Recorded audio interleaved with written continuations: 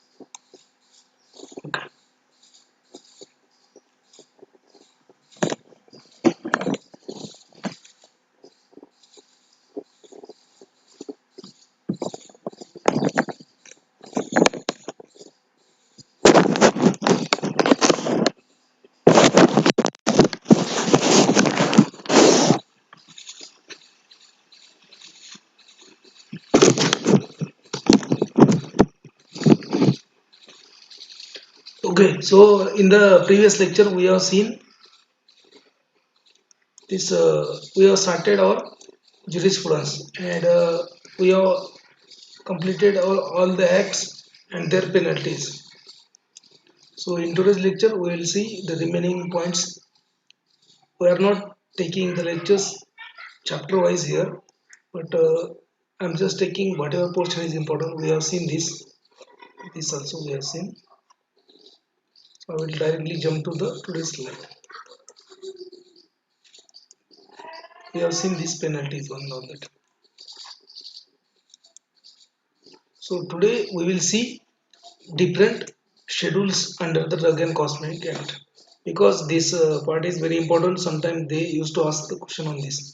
हर एक शेड्यूल जो होता है ड्रग एंड कॉस्मेटिक एक्ट के अंदर, so drug and cosmetic act you know it was passed in 1948 for sorry 1940, it was passed in 1940 for the implementation, effectively implementation of import, export, storage, manufacturing, sales of the drug and cosmetic. So that's why the Drug and Cosmetic Act 1940 was passed, and the rules under DNC Act was passed in 1945. So we will have a quick review on the different schedules of drugs. So first, your Drug and Cosmetic Act has a two schedule. Drug and cosmetic act में दो schedule आता है, schedule first and schedule second. ठीक है. और उसके बाद में आता है शेड्यूल्स टू द रूल्स. जो आपका schedule A B C D जो है वो शेड्यूल्स टू द रूल्स है, वो शेड्यूल्स नहीं है.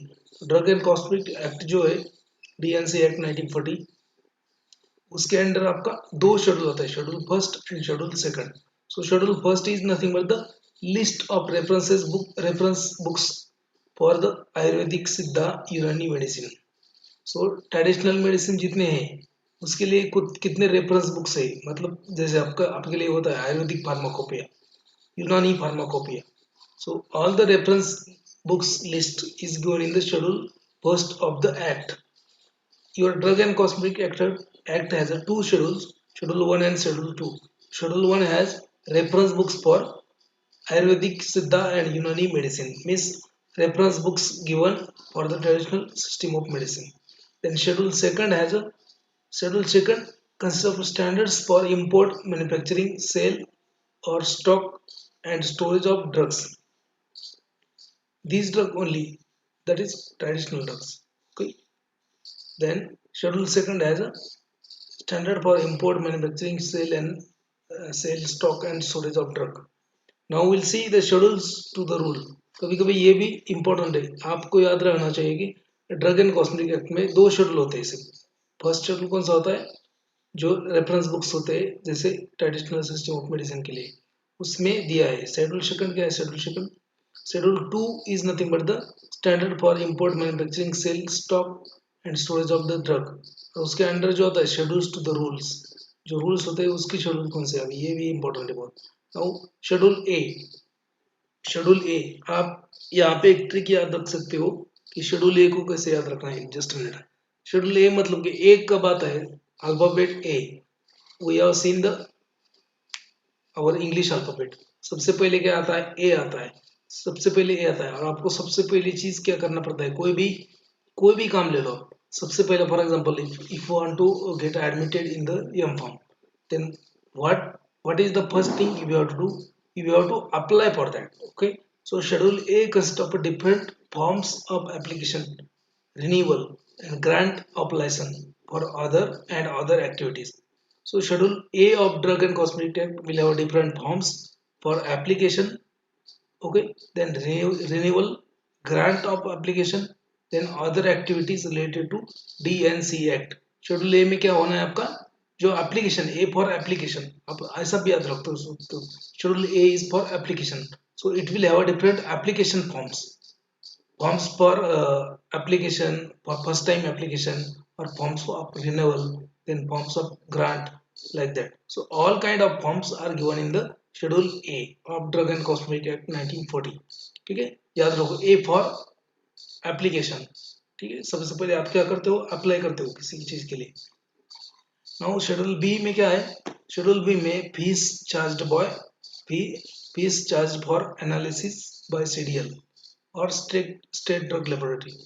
अभी जितने भी फीस होती है, जैसे मान लीजिए कि आपका मैन्युफैक्चरिंग यूनिट है, आपने मैन्युफैक्चरिंग यूनिट खोला है और आपको पहला बैच निकला है बाहर, तो वो बैच का एनालिसिस भी तो होना चाहिए ना. तो आपने एनालिसिस किया, आपका लैब में एनालिसिस हो गया, आपका जो क्वालिटी कंट्रोल लैब है उसमें तो आपने एनालिसिस कर दिया कि नहीं ये तो 100% ऐसे है, जितना बोला है लेबल क्लेम जो है वो 100% है, लेकिन वो कौन मानेगा. तो आपका सीडीएल ने भी आपका कंफर्मेशन करना चाहिए. सो कंट्रोल ड्रग लेबोरेटरी, ठीक है, सेंट्रल ड्रग लेबोरेटरी. उसके बाद में अगर आपका मेडिकल स्टोर है, या फिर आपका फार्मेसी है, या फिर आपका यूनिट है, या फिर आपका होलसेल है, वहां से अगर ड्रग इंस्पेक्टर ने कोई सैंपल सीज किया है आपका, सो इंस्पेक्शन के बाद, तो वो सैंपल भी सीडीएल में जाता है for the purpose of analysis. So for the analysis by central drug laboratory, so whatever fees is taken for a particular product or particular analysis, that fees is given in the form in the schedule B. So A is for application, B is for fees of analysis by central drug laboratory. इतना याद रखो. Now schedule C. What is schedule C? C, remember just C means care. And what care? आप care किसकी करते हो, जिसको कोई खतरा है. कैसा खतरा, कंटेमिनेशन का. ठीक है, तो शेड्यूल सी मतलब list of biological and special product govern by special provisions. तो जितने भी बायोलॉजिकल प्रोडक्ट, जैसे मान लीजिए आपको पैरेंटल प्रिपरेशन है, तो उसका केयर करना पड़ेगा. किसके लिए केयर करना है, during manufacturing. Extra care you have to exercise extra care during manufacturing to prevent any possible contamination. So C for care. Schedule C consist of biological and special product governed by special provision. Now schedule C1. Let's come to the next schedule, schedule C1. So it also has a list of other special product governed by special provision. ठीक है, so schedule A for application, B for fees of analysis by CDL, then schedule C for biological product, schedule C other special product given by special provisions.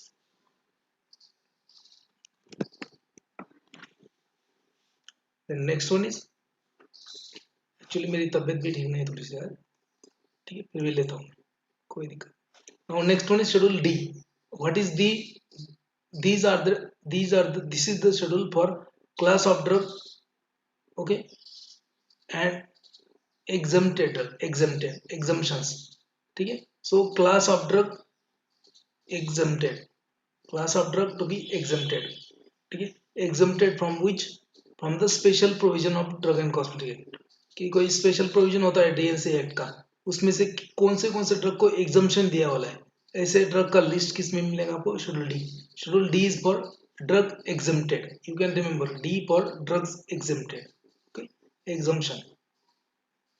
The next one is schedule D1. So it is nothing but the undertaking of manufacturer or his authorized agent to be submitted along with the application form for obtaining a registration certificate.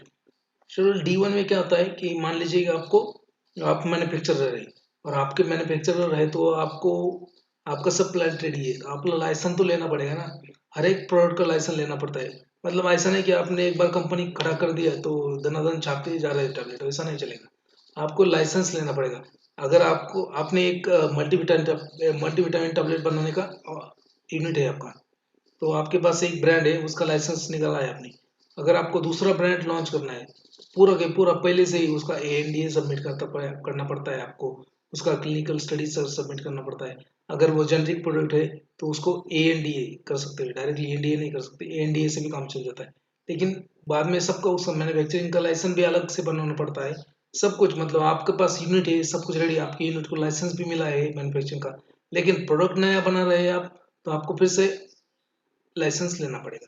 So undertaking of manufacturer and his authorized agent to be submitted along with the application form for the obtaining a registration certificate।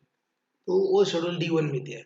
Now schedule D2 में क्या है, undertaking of manufacturer और his authorized agent to be submitted along with the application form for obtaining a registration certificate for bulk drugs। अभी schedule D1 जो होता है वो formulation के लिए होता है। सो अंडरटेकिंग ऑफ मैन्युफैक्चरर और हिज ऑथराइज्ड एजेंट, अंडरटेकिंग, ठीक है। तो अंडरटेकिंग ये होता है आपके फॉर्मुलेशन के लिए, और D2 होता है आपके लिए बल्क ड्रग के लिए। सेम अंडरटेकिंग ऑफ मैन्युफैक्चरर और his authorised agent to be submitted with application form for obtaining a registration certificate. बस D1 किसके लिए है, फॉर्मुलेशन के लिए है, और D2 आपके बल्क ड्रग के लिए। Now schedule E1। सो ए शेड्यूल E1, ठीक है। Schedule E1 is a list of poisonous substance under the traditional system of medicine, Ayurveda, सिद्धा, यूनानी मेडिसिन।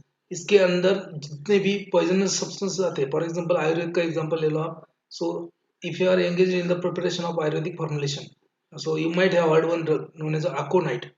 अकोनाइट एक ड्रग होता है, अकोनाइट। अकोनाइट ड्रग जो है that is a highly poisonous drug.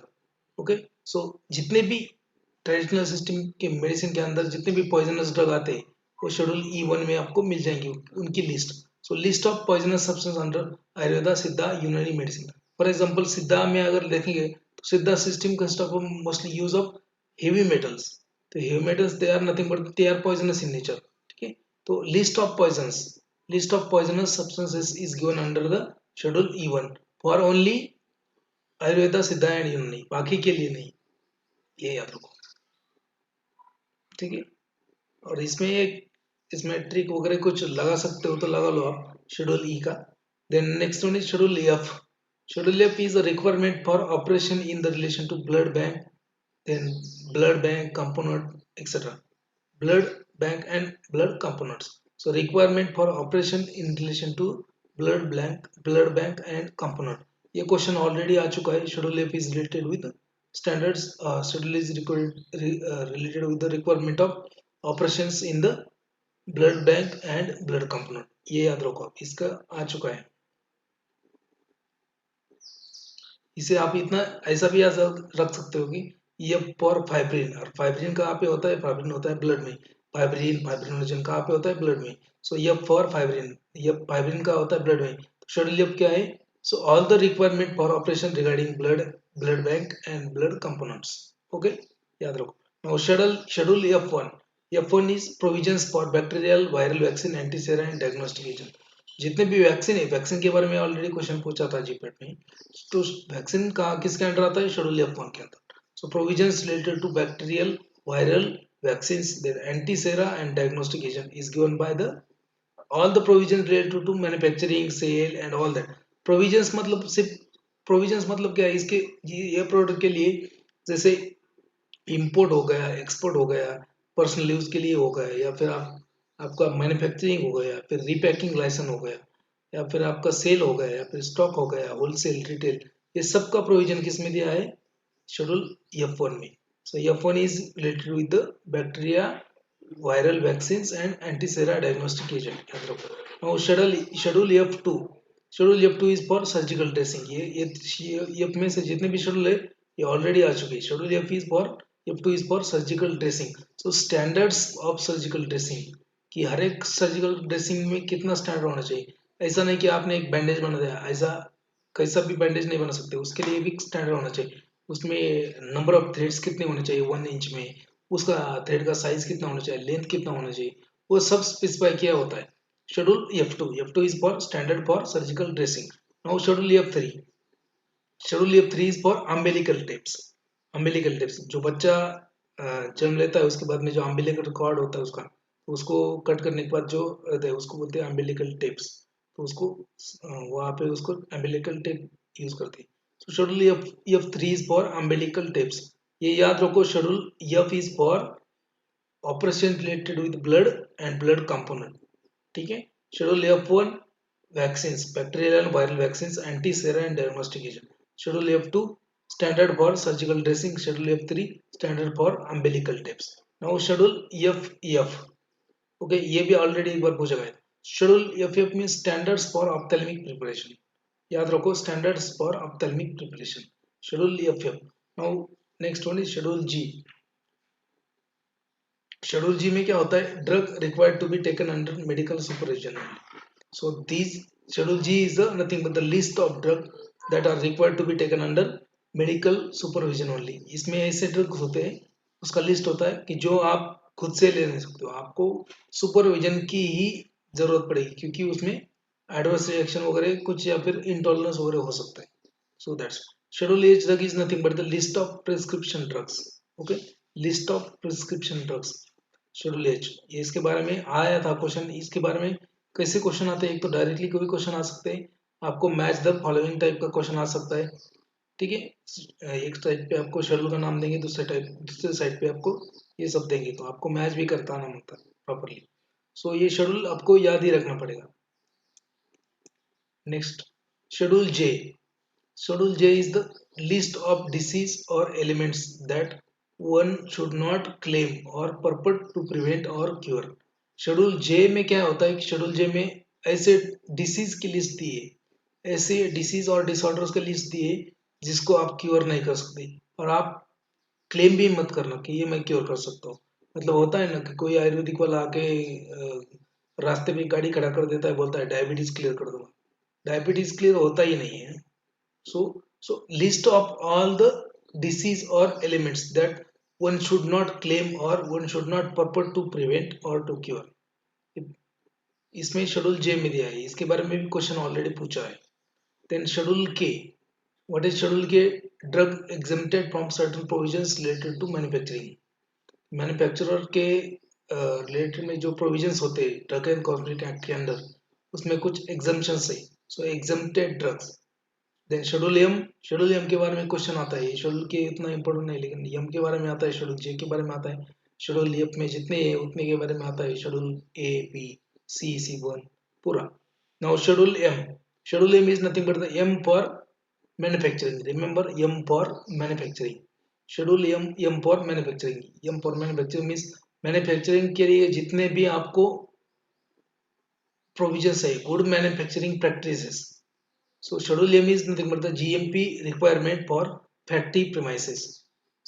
ठीक है, जो फैक्ट्री लगाई है आपने, उसमें गुड मैन्युफैक्चरिंग प्रैक्टिसेस आप फॉलो कर रहे हो नहीं कर रहे हो, उसके रिलेटेड में कितने जीएमपी है, क्या है, उसका सबका इंफॉर्मेशन आपको शेड्यूल एम में मिल जाएगा। So schedule M is for GMP requirement for factory premises plant and equipment. Remember now schedule M one, schedule M में दो तीन है, M one M two M three. तो शेड्यूल एम वन क्या है? एम में क्या है आपको यह मालूम होना चाहिए, GMP requirement for factory premises and plant and equipment. अभी यहाँ पे कुछ मेंशन नहीं किया, इसका मतलब ये होगा आपके एलोपैथिक ड्रग के लिए। So schedule M is for GMP of allopathic drug.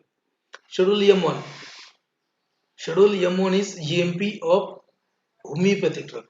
जो होम्योपैथिक ड्रग होते हैं उसके लिए जो गाइडलाइंस है, जनरल में सॉरी गुड मैन्युफैक्चरिंग प्रैक्टिसेस, उसका प्रीमाइसेस कैसा होना चाहिए, प्लांट का लेआउट कैसा होना चाहिए, प्लांट में क्या क्या फैसिलिटीज होनी चाहिए, प्लांट में कौन से इक्विपमेंट होने चाहिए, उसके रिकॉर्डिंग कौन से होने चाहिए, रिकॉर्ड्स क्या होने चाहिए, सब कंडीशन, मतलब पूरा जीएमपी शेड्यूल एम वन में आता है होम्योपैथिक का, और शेड्यूल एम में आता है आपका आपका एलोपैथी का, जो भी आपके मॉडर्न मेडिसिन है उसका। Now schedule M M three, sorry schedule M two. Schedule M देखा अपन ने, it is for GMP of your modern drugs। Then schedule M1 is for GMP of your homeopathic drug। Schedule M2 is for GMP of cosmetics। So if any unit is engaged in the manufacturing of cosmetic, the unit should follow the schedule M2। So it should be accordance with the schedule M2। So good manufacturing practices, the premises, plant, layout, equipment, personnel, then all the activities it should be carried out in accordance with the schedule M2 for the cosmetic. तो इतना याद होगा schedule M for allopathic GMP allopathic schedule M1 GMP homeopathic schedule M2 GMP cosmetic schedule M3. Now M3 is for medical devices. So जितने भी medical devices होते हैं जैसे glucometer हो गया आपका, ठीक है ना, ग्लूकोमीटर हो गया, या फिर जितने भी मेडिकल डिवाइसेस होते हैं, so all the GMP of medical devices that comes under schedule M3. याद रखो M1 M2 M3, ठीक है. एम शेड्यूल मेडिकल डिवाइसेस मतलब सब ग्लूकोमीटर हो गया आपको, उसका स्ट्रिप्स हो गया, जैसे आप बीपी ऑपरेटर्स हो गए. तो मेडिकल डिवाइसेस जैसे आजकल आजकल जो होता है डायग्नोस्टिक डिवाइसेस वगैरह सब इसके अंडर आता है, ठीक है. नाउ शेड्यूल एन मीन्स आप यहाँ पे क्या याद रख सकते हो, schedule N is nothing but the minimum equipment और minimum equipment required for running a pharmacy. List of minimum equipment required for efficient running of pharmacy, ठीक है. एन मीन्स क्या, न्यू. याद रखो न्यू. आप क्या कर रहे हो, फार्मेसी कर रहे हो, और न्यू क्या करना है आपको, फार्मेसी स्टोर ओपन करना है, ठीक है. सो new means new medical opening के लिए जितने भी इक्विपमेंट मेडिसिन, सॉरी, जितने भी इक्विपमेंट लगते हैं, minimum equipment required for running a pharmacy efficiently, और minimum equipment required for running pharmacy efficiently pharmacy.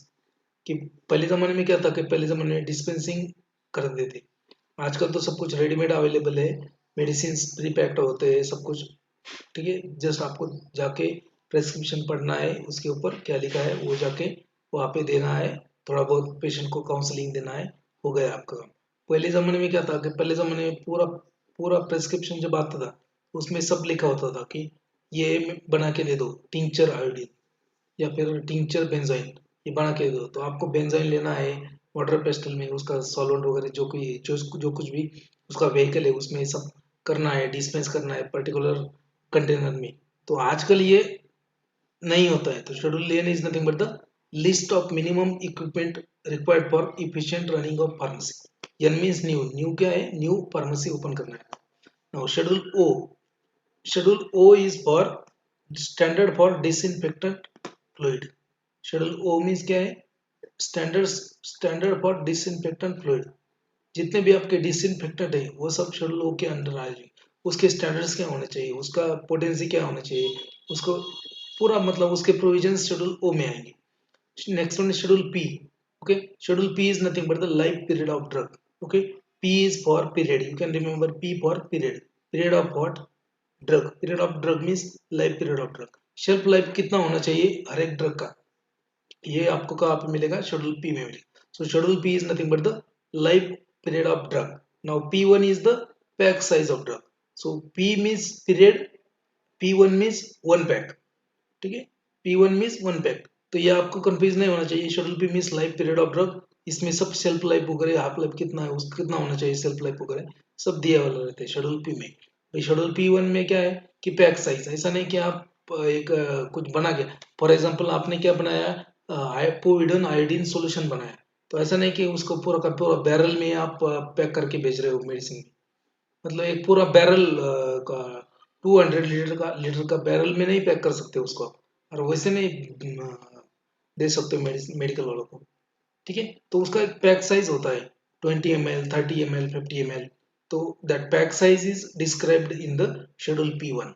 Schedule P is for life period of drug. Schedule P1 is for life. Schedule P1 is for pack size of drug. Okay, are you getting or not? Hello. या I'm not taking, I'm again, मैं फिर से बोल रहा हूँ कि मैं पूरा चैप्टर वाइज नहीं ले रहा हूँ, क्योंकि अगर चैप्टर वाइज पूरा लेंगे ना तो बहुत टाइम जाता है इसमें. और जितना भी इम्पोर्टेंट है ये ले लूँगा मैं, ये जो नोट्स है मेरे पास, ये पहले ऑलरेडी इसके ऊपर मैं आपको पूरा पढ़ा दूंगा. और बाकी मुझे और भी कुछ लगता है कि नहीं यार ये भी इम्पोर्टेंट है, वो भी मैं आपको निकल के वहाँ पे एक उसका भी ले लूंगा, डोंट वरी. जितना भी इम्पोर्टेंट है उतना सब ले लूंगा मैं, ठीक है. Now next one is schedule Q. अभी पी हो गया, अभी इसके बाद है Q. Q means coal tar dyes, ठीक है. Schedule Q means list of colours dyes pigment permitted in the cosmetic and soaps. Schedule Q means coal tar dye. Q for coal tar, आप ऐसा याद रख सकते हो, Q for coal, coal tar dyes, जितने भी कलर्स होते हैं, list of colours dyes and pigment that are permitted in a cosmetics, and so that is the given in the standards, or that list is given in the schedule Q. Now schedule, next one is schedule R. Schedule R means standard for mechanical contraceptive, mechanical contraceptives हो गए, schedule R for condoms and mechanical contraceptive. तो यहाँ पे आप कैसे याद रख सकते हो, आर, आर से बनता है, आर मतलब रबर, रबर से क्या बनता है, कॉन्ट्रासेप्टिव्स बनते हैं। कॉन्ट्रासेप्टिव मतलब जो भी आपका कंडोम्स होता है, मेल कॉन्ट्रासेप्टिव, या फिर आपका जो भी फीमेल का जो होता है उसको क्या बोलते हैं, डायफ्राम बोलते हैं, ठीक है। So schedule R both are made of rubber, schedule R is for R means rubber. So rubber से क्या बनता है, contraceptives.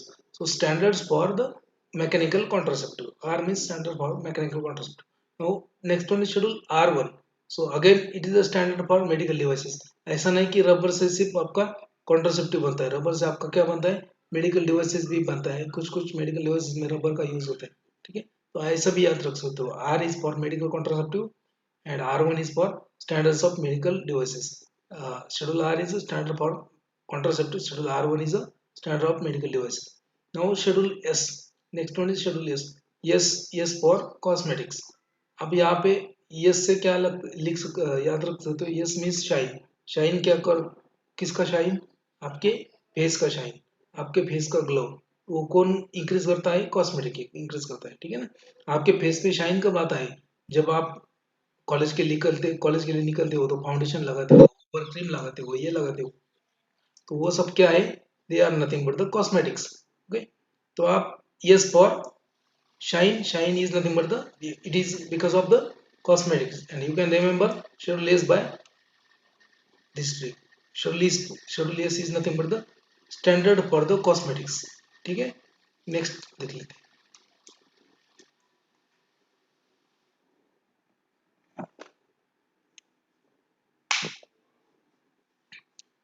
Schedule S is for standard of cosmetic.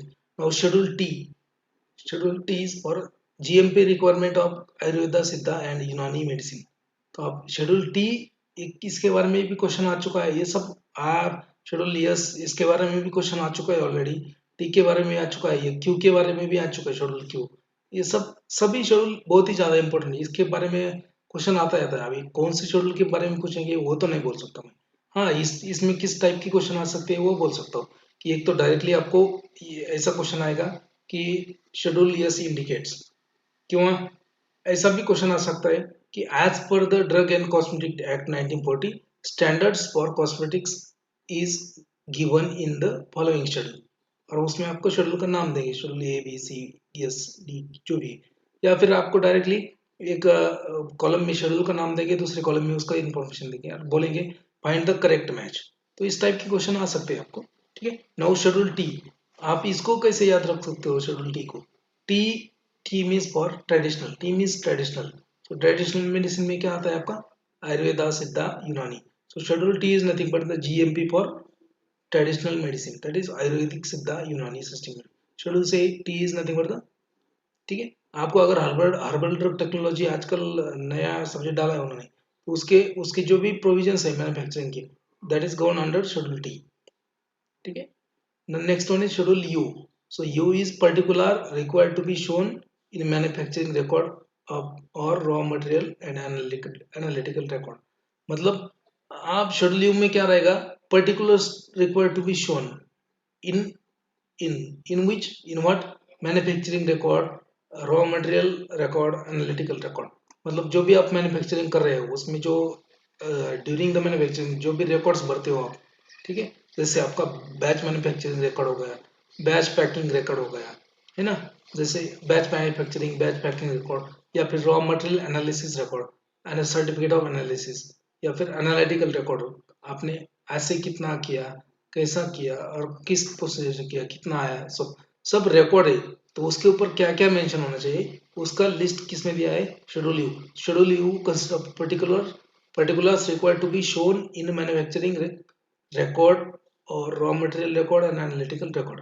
तो आप बोलेंगे इसमें क्या रहेगा, तो इसमें सब कुछ होना चाहिए, डेट होना चाहिए, वो पर्टिकुलर जो प्रोडक्ट है उसका नाम होना चाहिए, उसका बैच नंबर होना चाहिए, उसका लॉट नंबर होना चाहिए, ठीक है। आपने कितने नंबर ऑफ सैंपल्स लिए वो होना चाहिए, ठीक है। मेथड कौन सा फॉलो किया एनालिसिस के लिए वो होना चाहिए। उसके बाद में एज पर यूएसपी है या एज पर आईपी है, एज पर कौन सा आईपीपी है, ये सब उसमें मेंशन होना चाहिए। Name full name of product, then batch number, then ये सब चीजें होना चाहिए उसमें। That is a particulars required to be shown in. अभी मैन्युफैक्चर कर रहे हो आप, कोई बैच चल रहा है आपका, तो पूरा आपको हर एक हाफ एन आवर के बाद आपको जाके पूरा लिखना पड़ता है, ठीक है। मतलब बैच चल रहा है, मतलब आपने रॉ मटेरियल कितना लिया था, मिक्सिंग को कितना देर तक किया, वो सब ग्रेनुलेशन में बढ़ने के बाद ग्रेनुल कितना कितना कितना किलो का ग्रेनुल्स लिया आपने, ठीक है। उसके बाद कितने बजे आपने मशीन स्टार्ट किया, ठीक है। उसके बाद वो मशीन टाइप स्टार्ट करने के बाद टाइम पे अपना टेम्परेचर ह्यूमिडिटी कंडीशन कितना था, वो सब रिकॉर्ड लिखना पड़ता है आपको। So particulars required to be shown in the manufacturing record, raw material record, analytical record. Okay, next one is schedule U1. So schedule U1 is a particulars required to be within the shown in the manufacturer record.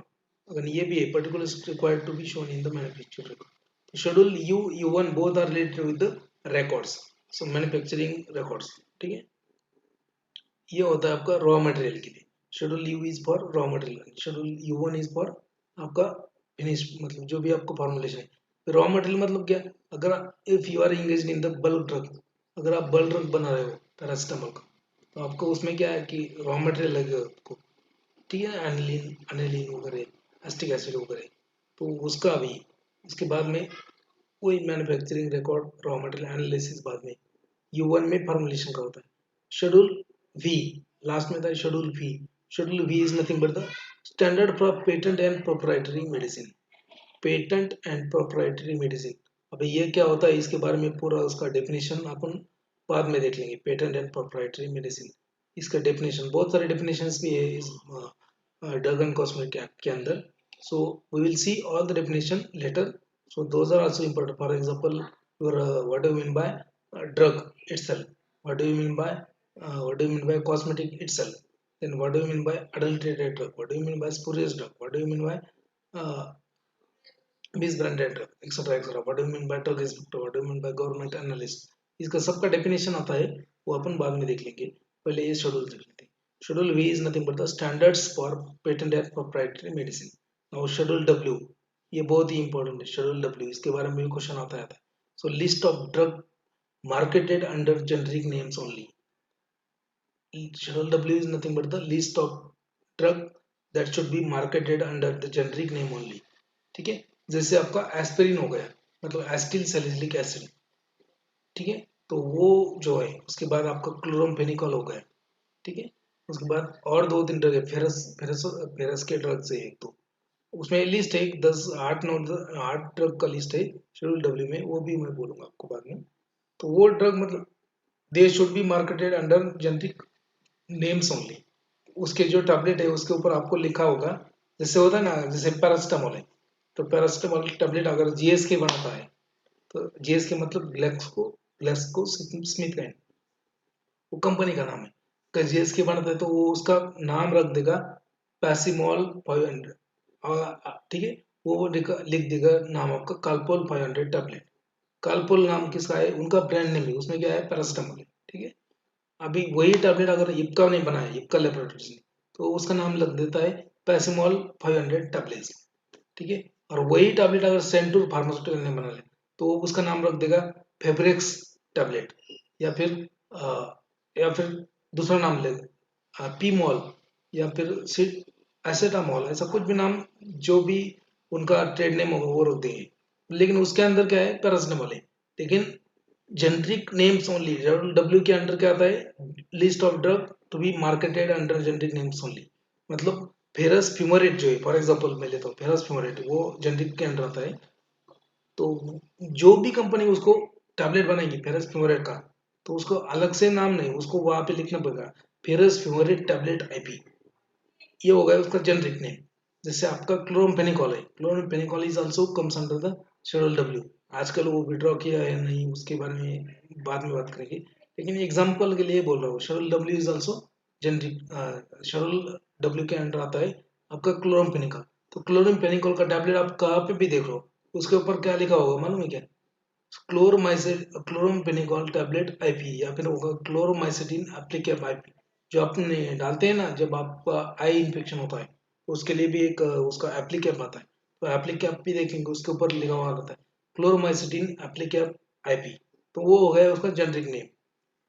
So Schedule W means list of drug that is marketed under generic names only. Now Schedule X. X means X मतलब क्या? X is a symbol for no.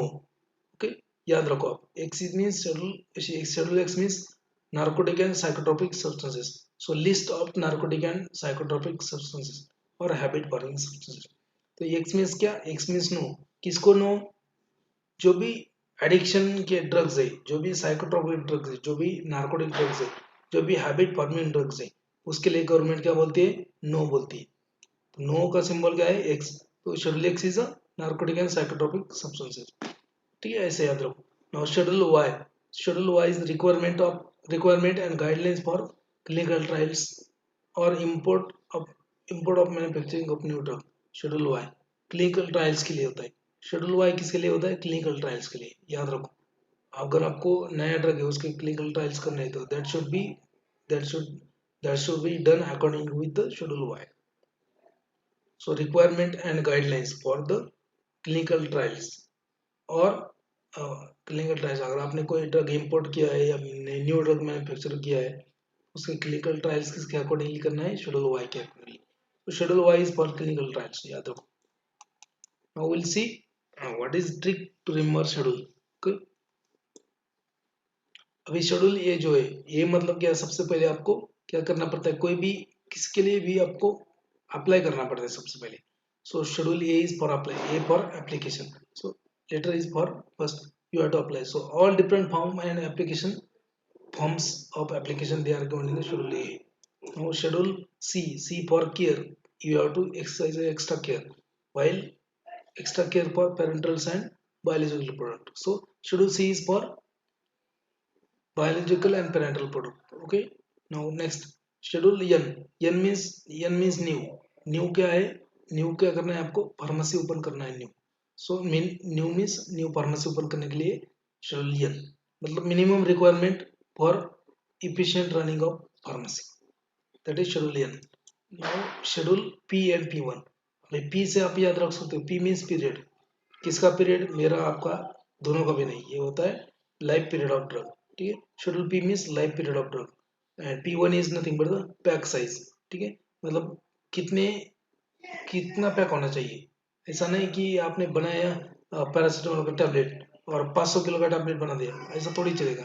500 milligram का tablet बनना है, 500 kilo का नहीं बना। ठीक है, तो मतलब उसका पैक मतलब अभी देखो, अगर आपने 500 मिलीग्राम का टैबलेट बनाया, लेकिन आपने एक स्ट्रिप बनाया, एक स्ट्रिप में 100 टैबलेट्स है, तो कौन लेगा आपका? वो स्टिक का कीमत ही ज्यादा होगा। तो एक स्ट्रिप में आपका 10 टैबलेट होना चाहिए, एक स्ट्रिप में आपका 4 होना चाहिए, या 10 अप टू 10 तक होना चाहिए।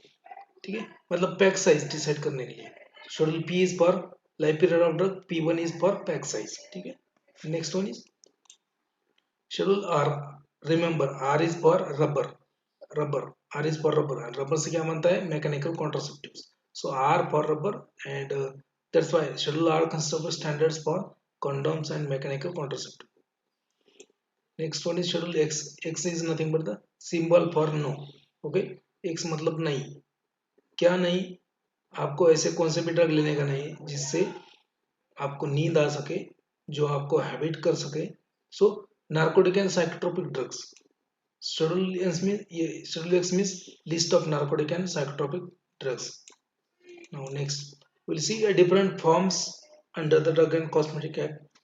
ओके, जो फॉर्म्स होते हैं वो भी थोड़ा बहुत इंपॉर्टेंट होते हैं, इसके ऊपर भी क्वेश्चन आते हैं। तो okay, so different forms used for variety of operations under drug and cosmetic act 1914। ठीक है, so form number one is nothing but the memorandum to CDL, memorandum to control central drug laboratory.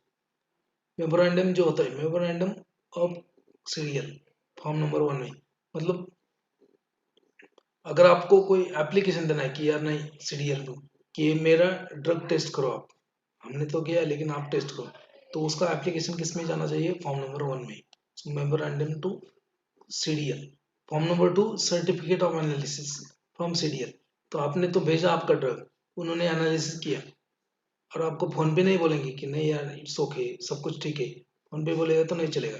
तो उन्होंने क्या करना चाहिए फिर analysis के बाद में, वो फॉर्म नंबर 2 होता है, वो फॉर्म नंबर 2 का फॉर्मेट होता है, वो फॉर्म में फॉर्मेट फिलअप करके आपको भेजेंगे। So certificate of analysis from CDL, central drug regulatory, किसमें आता है, फॉर्म नंबर 2।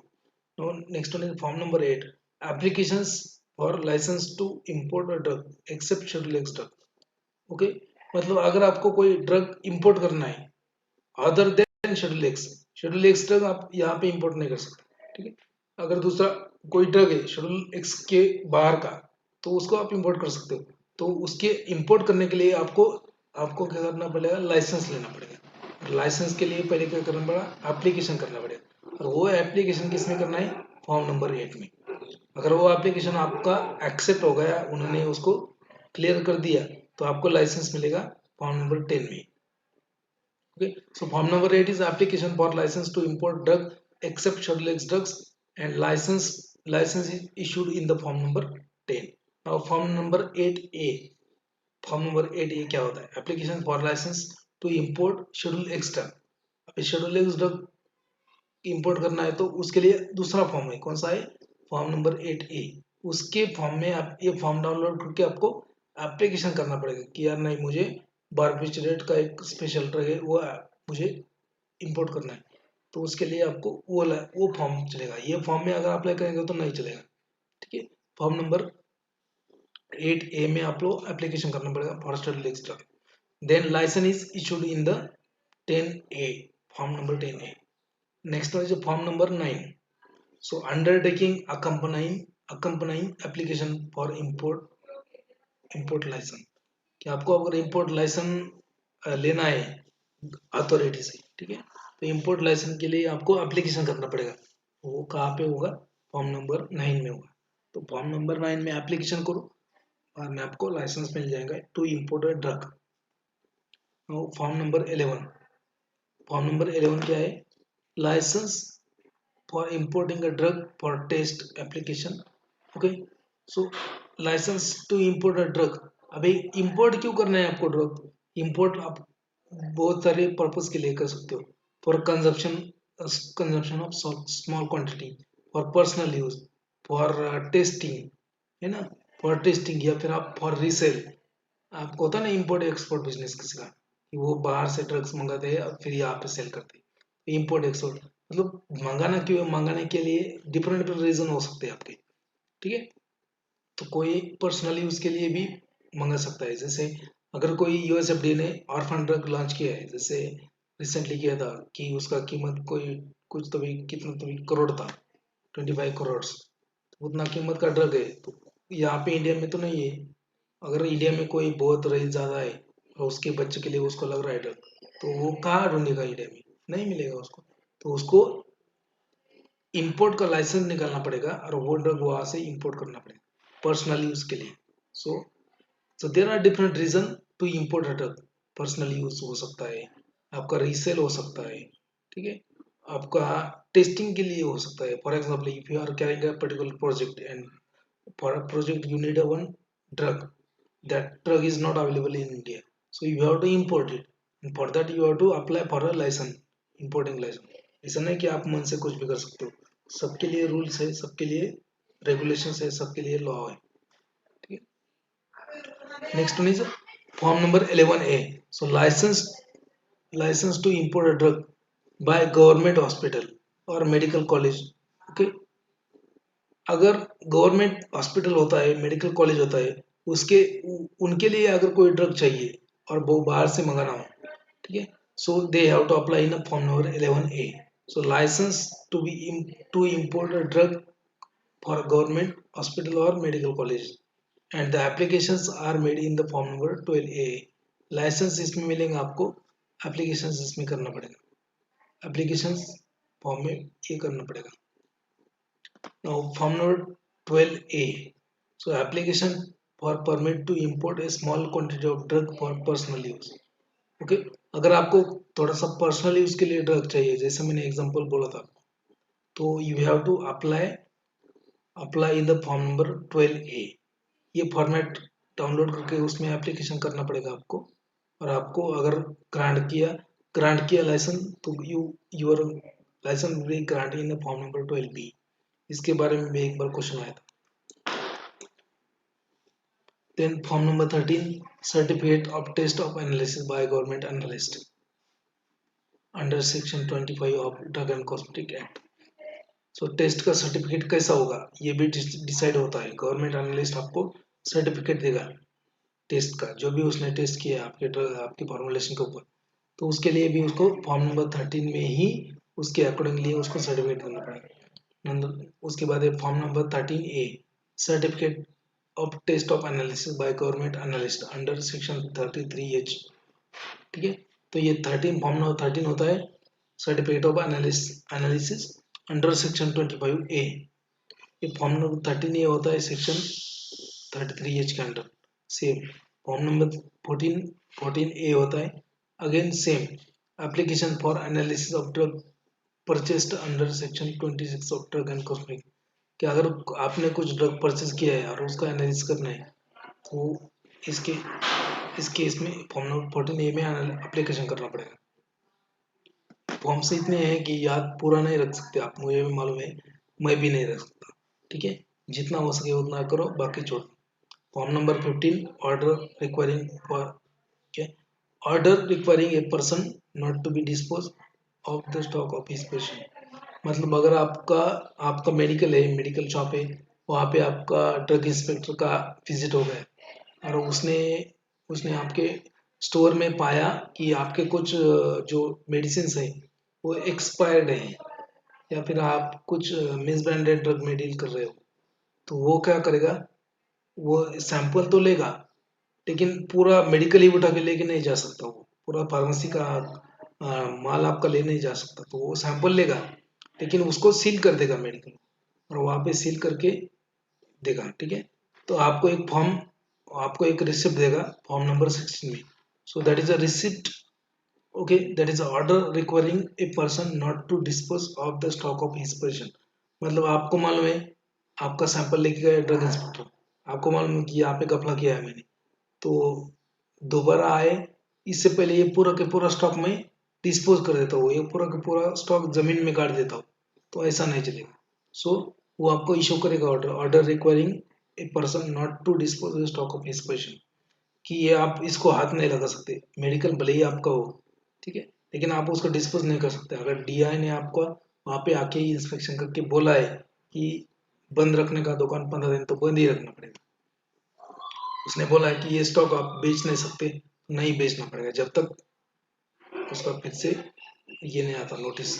ठीक है, then form number 16, receipt of seized stock of drug cosmetic record registered document और मटेरियल। जो ड्रग इंस्पेक्टर आ गया आपके यहाँ पे, उसने चेक किया सब, उसने बोला है कि ये स्टॉक मैं मेरे साथ लेके जाने वाला हूँ, ये कॉस्मेटिक मेरे साथ लेके जाने वाला हूँ, और कुछ रिकॉर्ड उसने ले, रजिस्टर ले लिया, डॉक्यूमेंट ले लिए, मटेरियल ले लिए। तो ऐसा नहीं कि वो सिर्फ लेके जाएगा, वो लेके जाने की रिसिप्ट मिलती है आपको।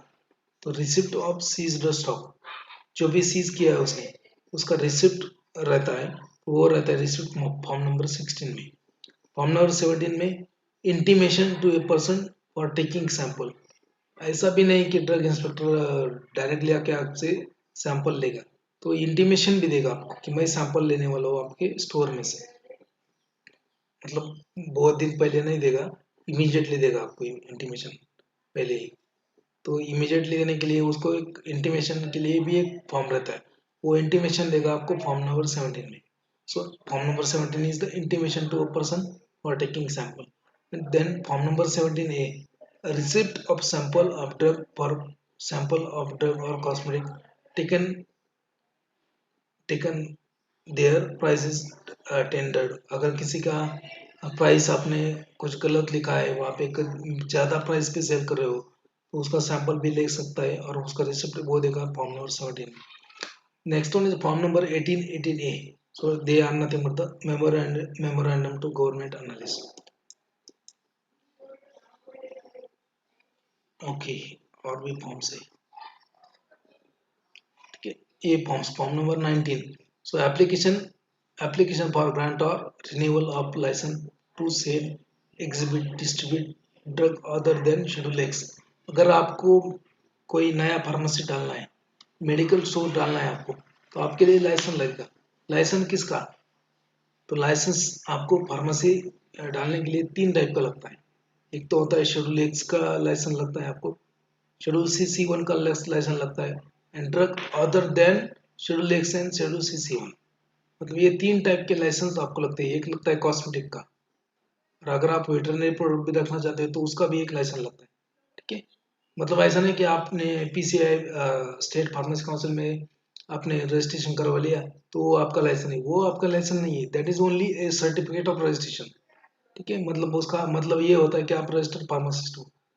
उसके बाद में आपको जहाँ पे भी लोकेलिटीज में आपको मैन्युफैक्चर में आपको ये करना है, स्टोर ओपन करना है, वहाँ का जो लोकल एफडीए होता है वहाँ पे जाना पड़ेगा आपको. वहाँ पे एप्लीकेशन करना पड़ेगा कि मुझे ड्रग स्टोर ओपन करना है, मेडिसिन मेडिकल ओपन करना है या फार्मेसी ओपन करना है. तो उसके लिए वो आपको फॉर्म देंगे. वो फॉर्म पूरा फिलअप करना पड़ता है. उसमें पूरा ये रहता है मेडिकल का, पूरा का पूरा मेडिकल जहाँ पे उसके उसमें उनका ये रहता है कि आपके ग्लास मतलब जो कांच के विंडो वाले रैक होने चाहिए आपके पास. ठीक है, आपका एरिया मिनिमम कितना होना चाहिए उसका भी स्पेसिफिकेशन रहता है. उसके बाद आपके पास रेफ्रिजरेटर होना चाहिए. ठीक है, उसके बाद आपका मेटल का डोर होना चाहिए, मतलब शटर होना चाहिए. ऊपर ऊपर सीलिंग कैसा होना चाहिए, मतलब उसमें कंक्रीट का सीलिंग होना चाहिए. तो ये सब होता है. तो मेडिकल डालने के लिए आपको सिर्फ रजिस्ट्रेशन काफी नहीं है, आपको लाइसेंस लेना पड़ेगा. और लाइसेंस भी कितना होता है कि हर एक इसका लाइसेंस अलग होता है. मतलब शेड्यूल एक्स ड्रग आप बेच रहे हो तो उसका लाइसेंस अलग से लेना पड़ता है. उसके बाद शेड्यूल सी1 बेच रहे हो तो उसका भी एक लाइसेंस होता है. और other drug other than schedule C one and x उसका एक अलग होता है. अगर आपके मेडिकल में कॉस्मेटिक भी सेल कर रहे हो तो उसका भी लाइसेंस लेना पड़ता है. अगर आप आपके मेडिकल में वेटरनरी ड्रग सेल कर रहे हो तो उसका भी आपको लाइसेंस लेना पड़ता है. ठीक है, तो वो लाइसेंस के लिए एप्लीकेशन कहाँ पे होता है? So form number 19. So application for grant or renewal of license to sell, exhibit or distribute drug other than Schedule X drug. Schedule X drug के बजाय दूसरे जो ड्रग है उसके लिए अगर उसके लिए आपको सेल करना है या स्टॉक करना है, डिस्ट्रीब्यूट करना है तो उसके लिए लाइसेंस लेना पड़ेगा और वो एप्लीकेशन करना पड़ेगा आपको फॉर्म नंबर 19 में. Next one is form number 19A. Are you able to hear me properly? उसके बाद में आता है form number 19A. So application for grant for renewal और restricted licence to sell stock exhibit drug to distribute drug by retail by dealer और who does not engage qualified person. Okay, मतलब इसका मतलब क्या है? फॉर्म नंबर 19A ये किस कब आपको अप्लाई करना पड़ेगा? सो application for grant for renewal of restricted license to sell, stock, exhibit or distribute the drug by retail by dealer who does not engage qualified person. मतलब आप आपका मेडिकल शॉप है, आप फार्मेसी के वाले हो, आप रजिस्टर्ड फार्मासिस्ट हो, लेकिन आप वहाँ पे रहते नहीं हो. वहाँ पे कोई आपका चाची चचेरा भाई है या फिर आपका कोई कजन ब्रदर है या फिर आपकी मम्मी चलाती है, आपका पापा चलाता है, वैसा नहीं चलेगा. ठीक है, अगर वो पकड़ लिया तो आपका लाइसेंस क्या होगा? आपका लाइसेंस रेस्ट्रिक्ट हो जाएगा. ठीक है, कि मान लीजिए आपने मेडिकल तो ओपन कर दिया. ठीक है, आपके छोटे भाई को बैठा दिया वहाँ पे और आप यहाँ पे कंपनी में जॉब कर रहे हो. अगर ड्रग इंस्पेक्टर ने पकड़ लिया कि आपके लाइसेंस के ऊपर मतलब आप क्वालिफाइड पर्सन हो, you ideally you should be there in the medical shop, but you are working anywhere else and your younger brother is handling the medical store. Okay, so in that case your license will be restricted. It will be restricted. Okay, now आपको क्या करना है, फिर से आपको medical चालू करना है, तो आपको एप्लीकेशन करना पड़ेगा फॉर्म नंबर 19 में। सो application for grant for renewal of restricted license to sell, exhibit, stock, distributor by retail who does not engage a qualified person। वहाँ पे अगर फार्मासिस्ट नहीं है तो licence for this is issued in the form number 20A। अगर उनको लगता है कि नहीं यार बंदा एक बार बंदे को चांस देना चाहिए, दोबारा ऐसा नहीं करेगा, तो लाइसेंस दे देगा आपको इसमें फॉर्म नंबर 20A में। नाउ फॉर्म नंबर 19AA, ये होगा form number 19A। So application for grant of renewal of licence to sell, stock, exhibit और distribute drug by motor vehicle. Licence is issued in the form number 20BB। मान लीजिए कि आपको medical डालना है, लेकिन आपका मेडिकल डालना है लेकिन एक जगह पे नहीं, मतलब हॉकिंग ऑफ ड्रग्स होता है, ये होता है ना, आप मोटर व्हीकल से आपको मोटर व्हीकल चलती फिरती दुकान होता है ना, पहले जमाने में था चलती फिरती दुकान, आजकल भी आते मोटर व्हीकल में किराना लेके आते हैं बहुत सारा, और चिल्ला चिल्ला के बोलते हैं ये ले लो वो ले लो, है ना। तो अगर वैसे मेडिकल आपको करना है, मेडिसिन शॉप का ही वैसे करना है, कि गली गली में आपका मोटर व्हीकल लेके जाके वहां पे बोलना है झंडू बाम ले लो झंडू बाम, है ना, सर दर्द की दवाई ले लो सर दर्द की दवाई, तो उसके लिए अलग से लाइसेंस लगता है। Application for licence to sell, stock, exhibit, distribute drug from a motor vehicle license, okay, for that you have to apply in a form number 19AA and they will issue a license in form number 20BB. Now next one is a form number 19B. So applications for license to sell, exhibit, distribute homeopathic medicine। अगर आपके medical में homeopathic drug भी cell कर रहे हो तो उसके लिए अलग से लाइसेंस होता है, फॉर्म नंबर 19B में उसका एप्लीकेशन करना पड़ता है, लाइसेंस मिलता है आपको 20E में, फॉर्म नंबर 20E में, ठीक है। Licence for retail is issued in form number 20C, for wholesale form number 20D and renewal 20E। मतलब आपको फॉर्म नंबर 19 में एप्लीकेशन करना पड़ेगा कि हमें होम्योपैथिक ड्रग भी सेल करना है, तो आपको लाइसेंस मिलेगा रिटेल के लिए, मतलब रिटेल के लिए आपको मिलेगा 20C में फॉर्म नंबर, अगर आप होलसेलर हो तो 20D में मिलेगा, और रिन्यूअल करना है आपको तो 20E में मिलेगा। Now form number 19C, form number 19C, so application for grant or renewal of license to sell, stock, exhibit, distribute schedule X drug। मैंने बोला था शेड्यूल एक्स के लिए आपको लाइसेंस अलग से निकालना पड़ता है, तो शेड्यूल एक्स का भी ड्रग आप सेल कर रहे हो तो आपको एप्लीकेशन करना पड़ेगा फॉर्म नंबर 19C में।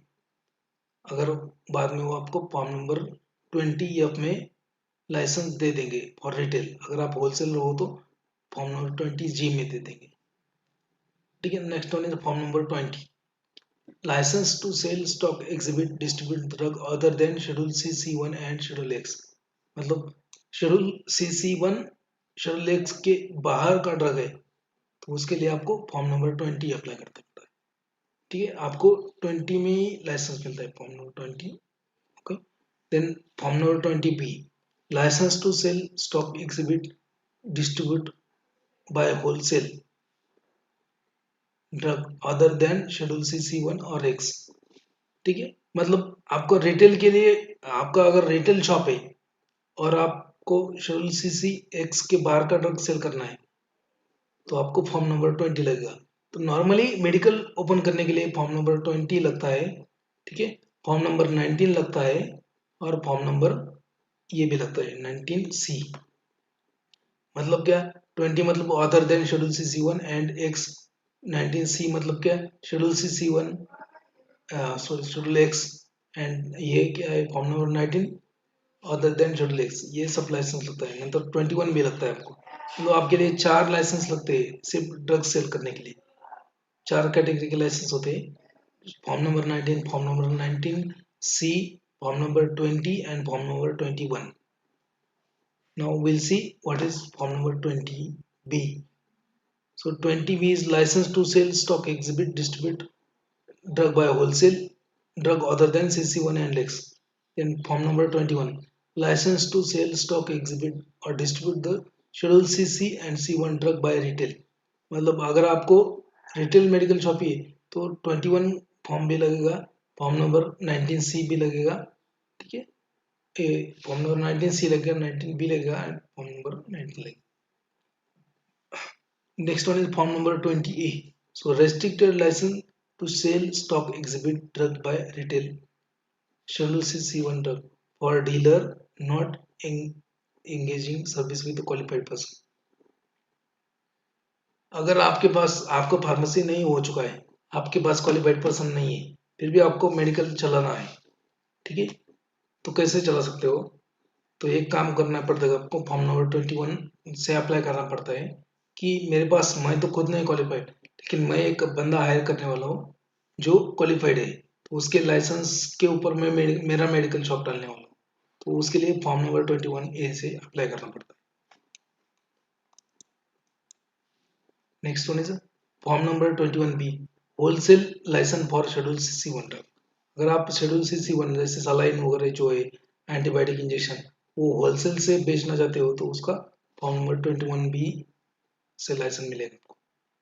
Form number 21BB, wholesale licence for schedule C1 drug selling using motor vehicle. Then form number 21C, renewal of retail licence. Form number 21CC, renewal of wholesale licence by motor vehicle. Form number 24, application और grant of renewal licence manufacturing licence for other, मतलब अगर आपको manufacture करना है drug other than schedule C1X, then you have to apply in the 24 form number 24, आपको licence मिलेगा 25 में, इन the form 25। उसके बहुत सारे टाइप भी होते हैं, form number 25A B C D E, for application for grant renewal of loan licence, repacking licence, homeopathic ayurvedic Siddha, ये अलग अलग सब होता है। Then form number 26, certificate of renewal of licence for manufacturing of schedule X drug. बाकी का आप बाद में देख लेना, उतना इम्पोर्टेंट नहीं है। ये लास्ट स्लाइड ले लेता हूँ, बाद में अपन नेक्स्ट लेक्चर लेंगे कल। Different laboratories of central drug laboratory, CDL के कितने लेबोरेटरी होते हैं, ये इसके ऊपर क्वेश्चन आता है 100%, सो इसके ऊपर एक बार नजर फेर लेते हैं। So name and place of institute and functions carry out, ठीक है। CDL के जो सेंट्रल ड्रग लेबोरेटरी है आपका, सेंट्रल ड्रग लेबोरेटरी, उसके डिफरेंट डिफरेंट ब्रांचेस है, उसके डिफरेंट डिफरेंट ऑफिस है इंस्टीट्यूट, तो वहां पे कौन सा काम होता है? CDL का काम आपको मालूम है, एनालिसिस ऑफ ड्रग, लेकिन एक ही CDL में सब टाइप का ड्रग एनालिसिस नहीं होता, तो उसके डिफरेंट डिफरेंट ब्रांचेस बनाए हैं। तो वैक्सीन सेरा कहाँ पे एनालिसिस होगा, ओरल पोलियो वैक्सीन कहाँ पे एनालिसिस होगा, जो मैकेनिकल कॉन्ट्रासेप्टिव है वो कहाँ पे होगी, तो उसके लिए डिफरेंट डिफरेंट इंस्टीट्यूशन है, ठीक है। तो देख लेते हैं उसका। Central research institute CRI, central research institute Kasauli, Kasauli Kasauli Himachal Pradesh, यहाँ पे सेंट्रल रिसर्च इंस्टीट्यूट, वहाँ पे क्या काम होगा? So analysis of biological such as vaccine sera toxin toxoids and also bacteriophages surgical sutures and ligature, तो इसका एनालिसिस कहाँ पे होगा? CRI कौसाली, कसौली कसौली कसौली जो होता है आपका, कसौली में क्या होगा? सेंट्रल रिसर्च इंस्टीट्यूट, और वहाँ पे क्या काम होगा? इसका एनालिसिस, किसका analysis? Vaccine sera toxin toxoids bacteriophage sutures and ligatures. अगर आपका सूचर का मैन्युफैक्चरिंग है, वहां से अगर कोई सैंपल लेते हैं जो भी कंसर्न अथॉरिटी, वो सैंपल भेजेंगे आपका कहाँ पे टेस्ट करने के लिए? सेंट्रल रिसर्च इंस्टीट्यूट कसौली और कसौली जो भी है। उसके बाद में आता है आपका Indian veterinary research institute IVRI, Indian veterinary research institute Izzatnagar और मुक्तेश्वर यूपी, यूपी में मुक्तेश्वर और इज्जतनगर में है, तो उसको बोलते हैं इंडियन वेटरनरी रिसर्च इंस्टीट्यूट। अभी नाम क्या है? वेटरनरी, वेटरनरी मतलब यह होता है जानवरों का दवा, वेटरनरी का मतलब क्या है? जानवरों की दवा, जैसे कुत्ता हो गया, बिल्ली हो गई, या फिर आपकी गाय हो गई, भैंस हो गई, उनके जो मेडिसिन है वो सब टेस्ट कहाँ पे होंगे? यहाँ पे वेटरनरी इंस्टीट्यूट में। So biological and other veterinary product meant for animal use, so those are tested in the Indian Veterinary Institute, Indian Veterinary Research Institute, Izzatnagar. याद रखो, इसके ऊपर क्वेश्चन आता है. Next one is central Indian pharmacopoeia laboratory, CIPL, Ghaziabad, UP. यहाँ पे ये situation है. ये भी पूछ लेते हैं कि कौन सा इंस्टीट्यूट कहाँ पे सिचुएटेड है, इसके बारे में क्वेश्चन आता है, या फिर कौन सा काम करते हैं, इसके ऊपर एक क्वेश्चन आता है. So all homeopathic medicine and condoms, they are tested here, Central Indian Pharmacopoeia Laboratory, Ghaziabad. Next one is National Institute of Communicable Disease and or Polio Vaccine Testing Laboratory of Central Research Institute, Kasauli. Kasauli में दूसरा एक है national institute of communicable disease और polio vaccine testing laboratory of central research, Kasauli. Kasauli में ही दूसरा institute है. यहाँ पे क्या होगा, ओरल पोलियो वैक्सीन का टेस्टिंग होगा. ठीक है. Now next one is central Indian pharmacopoeia laboratory, Ghaziabad. Central Indian pharmacopoeia laboratory, Ghaziabad. यहाँ पे होगा टेस्टिंग मैकेनिकल कॉन्ट्रासेप्टिव्स का, कंडोम्स का टेस्टिंग यहाँ पे होगा. Then Indian institute of technology, new Delhi, IIT new Delhi. जो IIT न्यू दिल्ली है, Indian institute of technology new Delhi, वहाँ पे क्या टेस्टिंग होगा, intra uterine devices, intra uterine contraceptive devices. So जो होता है आपका कॉपर टी है ना, कॉपर टी का नाम सुना होगा. सो कॉपर टी और other intra uterine contraceptive devices, Fallopian rings, so they are tested over here, Indian Institute of Technology, New Delhi. Next, laboratory of serologist and chemical examiner, Government of India. यहाँ पे क्या होगा, venereal diseases. venereal disease means venereal disease means disease और sexual STD, जो STD होते हैं आपके sexually transmitted disease, so सब ये यहाँ पे होंगे. venereal disease reference laboratory, VDRL. antigen, the function of CTL is carried out in the, यहाँ पे carry out. So this was our today's lecture. We will see remaining points tomorrow.